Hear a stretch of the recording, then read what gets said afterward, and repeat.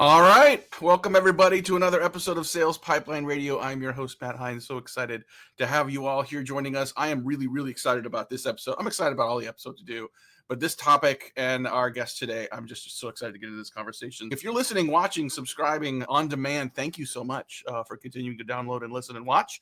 Every episode of Sales Pipeline Radio is available at .com. Super excited to have joining us today from Gartner, Kristina LaRocca-Cerrone. Kristina, welcome. Thank you. What a warm welcome. Thanks so much for having me today.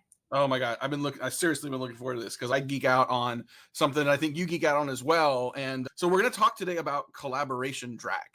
We've been working with clients a lot on what we call go-to-market orchestration, just helping to coordinate better how the work gets done. And one day I get an email from Gartner saying, here's the 3 priorities for CMOs for 2024. And one of them is eliminating collaboration drag. And it was the first time I'd really seen someone name the problem and quantify the problem.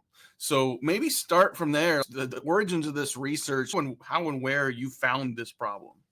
Yeah, this research is 18 months or 2 years or more in the making. And I remember when it started, we run a study every year asking chief marketing officers and other executives what they're working on for the year ahead. What are their challenges? What are their priorities? What do they think is going to get in the way of achieving those priorities? We started to hear from chief marketing officers primarily that they were struggling with doing more and more cross-functional work. And we brought it to a meeting. We had a multi-client meeting when we opened it up to the group. We said, was this true? How are you feeling about this? What does it look like for you? And we got this emphatic round of head nods and some collective pain in the room. So we said, okay, let's go out and take a look at what this is. So we ran a survey. We studied over 600 marketers and over 300 marketing leaders. So a mix of executives and marketeers or marketing practitioners. And we interviewed a bunch of them as well. So we did surveys, we did interviews, we did qual, we did quant. We were asking people cross-functional work like at your organization. Describe it to us. Tell us what it's like.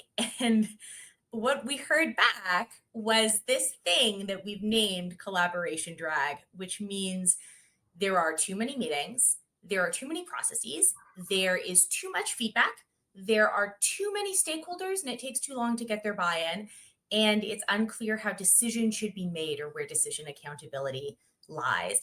And something like 84% of the enterprises that we surveyed and interviewed said that they had high rates of collaboration drag. So it was nigh universal. People just saying, this sucks in our organization. These things are really hard. Yeah. When you describe the problem and where that comes from, so many people are like, oh my gosh, I feel that. And oh my gosh, I assumed it was just here. And I think what I've noticed is that the companies doing go to market the best sometimes experience this the worst because go to market motions today are complex. You got long buying cycles, you got bigger buying committees. There's more coordinated efforts across marketing channels that needs to happen, let alone coordinating efforts across go to market teams. So if you're still just flinging out emails and just doing random acts of marketing, you may not feel this as well. But if you're trying to do modern go to market sales and marketing right, I think you're more likely to have this problem. Have you found that as well? Yeah, we've certainly heard marketing and sales and all kinds of other executives saying, I really thought it was just me. It's almost a relief to hear that this happens to everybody. I had one chief marketing officer tell me that she thinks her team has meetings FOMO. Far from trying to encourage people to collaborate, she was like, I wish they would collaborate less. Everybody just wants to be so involved. Yeah. And it comes from this great place of really what you described. We understand that buying journeys are complex and go-to-market motions are complex. And in a lot of organizations, a lot of commercial organizations, I think have really bought into the idea that in order to go to market successfully, we need great internal alignment. We need marketing and sales and maybe service to be working in lockstep. So we want to have a revenue council, a lead council. We want to do better ABM. And we understand that all of those things require partnership. Earlier, we were talking about organizations buying a tool like an Asana and saying, well, that'll fix it. We've got it. I think to that point, one of the things we discovered is that it's not enough to set a mandate for collaboration. It's not enough to buy a tool. It is not enough to get more meetings on the calendar. It's maybe not even enough to be more rigorous about who's in those meetings. If you are not also paying such stringent, rigorous, disciplined attention to things like workflows, operations, processes, handoffs, even talent development. A lot of the stuff that is maybe a little less sexy than buying a technology Yeah. solution. Collaboration drag is going to run rampant.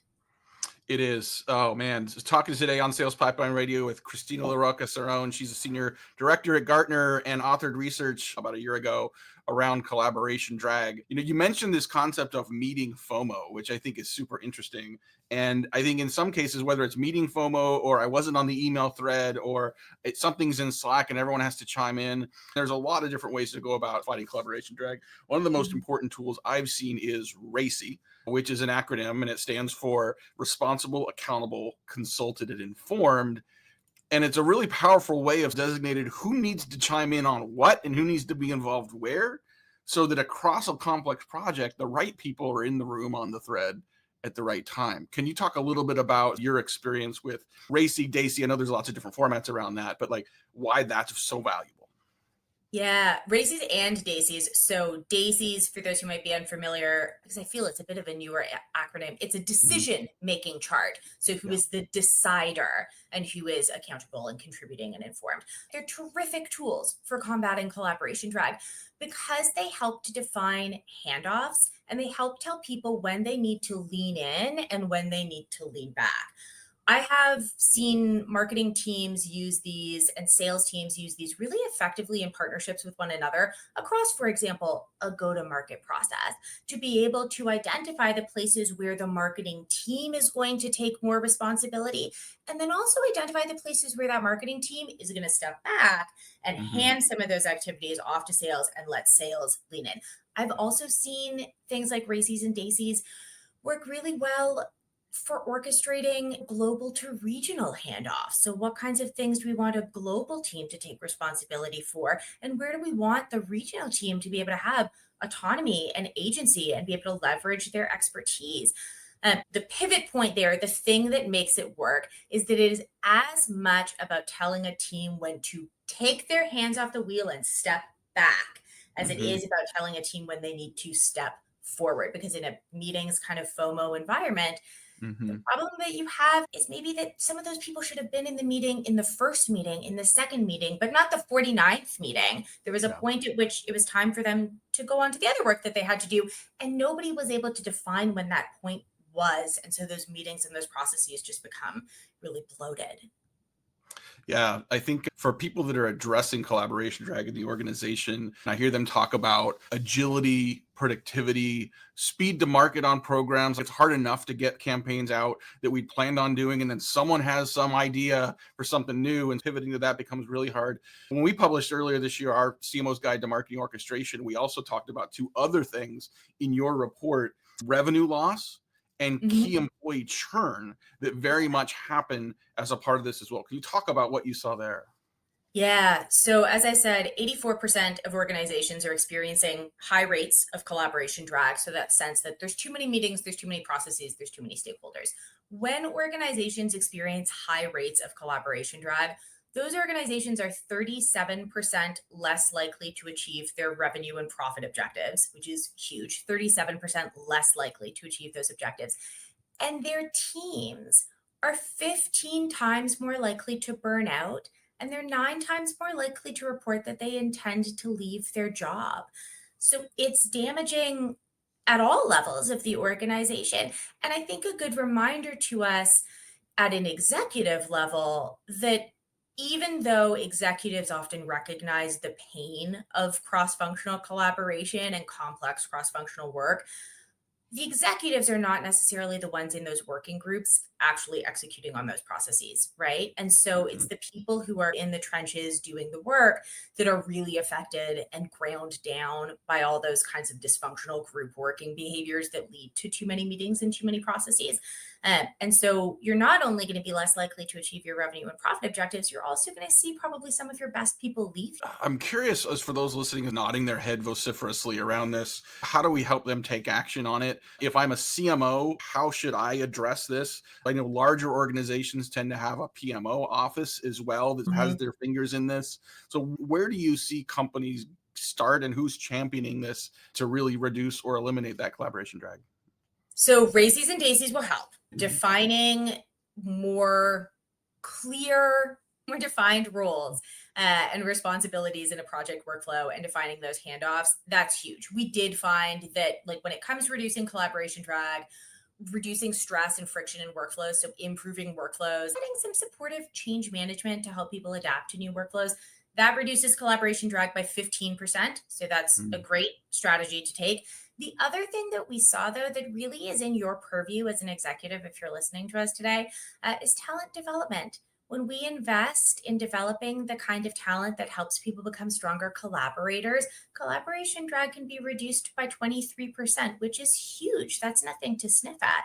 I think you can imagine the role of a PMO office in maybe auditing workflows or determining those races and daisies, setting those mandates, doing governance around how work is scoped, how it's Mhm. resourced, how it's completed, setting things like stop work criteria that tells us when we have finished a project, Yeah. how many deliverables will we do, what will good look like, how many rounds of revision do we do before we say we're finished with this. That stuff that an executive can own in marketing, a marketing operations leader might own it, a project management office, maybe even a chief of staff. And then the talent development side, that's something that any executive can own in their function, that team managers, the people who report into you can start to own. And that we found was really about developing people's critical thinking skills, their political judgment. Yeah. So, like trust building, problem solving, systems thinking, all those kinds of skills make people better collaborators. Yeah, I think if we were having this conversation 10, 15 years ago, B2B marketers, just a lot of media buying, a lot of external Mhm. coordination, and that still happens. But increasingly, we see more and more B2B companies really managing data. It's about information, intent signals, how those get leveraged. And so all of a sudden, the people in the organization that are coordinating and managing that, how they work together versus just what money they have to spend externally on a media buy becomes much more important. It means that addressing this is much more critical. We have found in our work that once you get to a marketing team of about 20 to 25 people, that's Mhm. when you start to really feel collaboration drag. Take a webinar, you may have had a couple people that could just knock it out. And now you've got 8 people that have different roles in getting that done. And if you start to feel collaboration drag, it means it's been there for a while. Are there symptoms or evidence that companies should look for or recognize and say, boy, this is a sign we need to go and do something? So certainly if you were doing any kinds of internal employee surveys, and it's that time of year, a lot of organizations are running their end of year employee health, employee sentiment surveys. And if you're getting anything back from those surveys where people are saying, it feels like process gets in the way of outcomes, or it feels like it takes a lot of work and effort to get work done, those are good signs. But there are some other things that I would look for. There are four other group dysfunctions that we saw. These are observable behaviors. So if you're seeing them in your organization, there's symptoms that collaboration drag is probably present. We called one the ready, fire, aim dynamic. So if you Yeah. see groups taking action before they have agreed on what they're trying to achieve, they move to action too quickly, ready, fire, aim, that's a sign that collaboration drag could be present. If you see control freaks in your organization, and sometimes that might be you, if it's a Mhm. senior stakeholder who is a bottleneck for decisions, all decisions have to go through just one person and it slows progress down. That creates collaboration drag. You might also see naysayers. Those are the folks in the room who chime in with criticisms or Mhm. complaints and they cause unnecessary delays. And then you might also see dictatorships, which is where the working group gets overruled by a stakeholder who might never have been part of the core team. Like 90+% of teams say that they have experienced at least one of those things in the last year. And wherever you see even rare instances of that kind of group dysfunction, collaboration drag shoots right up as a result. That is a phenomenal checklist that we will publish that in the notes to say, kind of like Jeff Foxworthy, you might be a redneck. You might have collaboration drag if some of these things Yeah. exist in your organization. Okay, last question for you. We talked about project management tools being a great tool, but if just bought and thrown at a team can be counterproductive. What about AI? Is AI going to make this easier or will AI actually add complexity to this problem? I would say in the short term, it may add complexity. The Mhm. way that AI allows for the proliferation of content and Yeah. emails and makes it easier to do more volumes of work in a way that can allow us to become very tempted into throwing spaghetti at the wall or just executing more. And Mhm. that kind of focus on more volume, even if the quality is higher, but more volume and more outreach and more messaging, and more personalization, all of that more requires more work from Right. teams. And so, in the absence of those workflow and process governance that we've been talking about, or in the absence of the right kind of talent development, you're probably going to see more collaboration drag if you're just using AI to help your teams do more stuff. It's possible over time that being able to use AI to take on some execution related tasks and free teams Mhm. up for more strategic work, that could have a long term effect. But I would lay bets that without good supporting workflows, good supporting talent development, you won't see AI solve the collaboration drag problem. I think you're right. And I think we already see evidence of that in other places in the organization as well. Christina, this has been amazing. We will make sure we've got the CMO's guide to go to market orchestration in the show notes. But for people that want to follow you, learn more about and some of the research I know you've got coming up over the next few months, where do people go?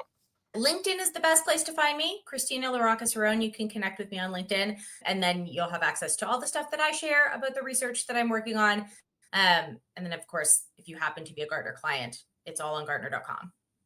Awesome. Awesome. Thank you so much for doing this. This is amazing. If you're watching or listening to this and you can think of people that are the dictators, if you think of people in the organization that are ready, fire, aim, you think of people where you've had these conversations, feel free to forward this episode to them on demand on LinkedIn, as well as shoot them over to Sales Pipeline Radio and they can get a copy there as well. Amazing. Thank you so much, everyone, for watching, listening, subscribing. We'll see you next week. Until then, take care. We'll see you soon.